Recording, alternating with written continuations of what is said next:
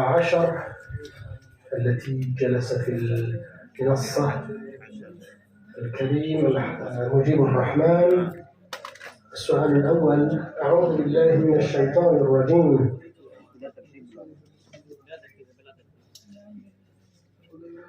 يا أيها الذين آمنوا لا تأكلوا الربا أضعافا مضاعفة. أعوذ بالله من الشيطان الرجيم. بسم الله الرحمن الرحيم. يا أيها الذين آمنوا لا تأكلوا الربا أضعافا مضاعفة واتقوا الله لعلكم تفلحون. واتقوا النار التي أعدت للكافرين وأطيعوا الله والرسول لعلكم ترحمون. وسارعوا إلى مغفرة من ربكم وجنة عرضها السماوات والأرض أعدت للمتقين الذين ينفقون في السراء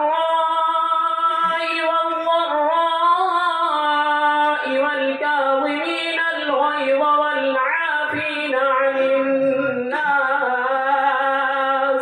والله يحب المحسنين. والذين إذا فعلوا فاحشة أو ظلموا أنفسهم ذكروا الله فاستغفروا لذنوبهم ومن يغفر الذنوب إلا الله ولم يصروا على ما فعلوا وهم يعلمون. أولئك جزاؤهم مغفرة من ربهم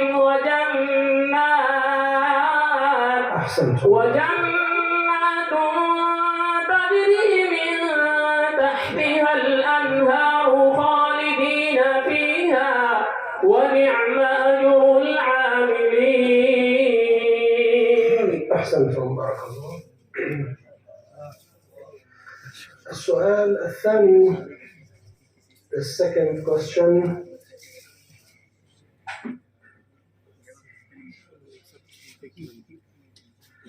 وضرب الله مثل الرجلين أحدهما أبكم. أعوذ بالله من الشيطان الرجيم. وضرب الله مثل الرجلين أحدهما أبكم لا يقدر على شيء وهو كل على مولاه أينما يوجهه لا يأتي بخير. هل يستوي هو ومن يأمر بالعدل وهو على صراط مستقيم.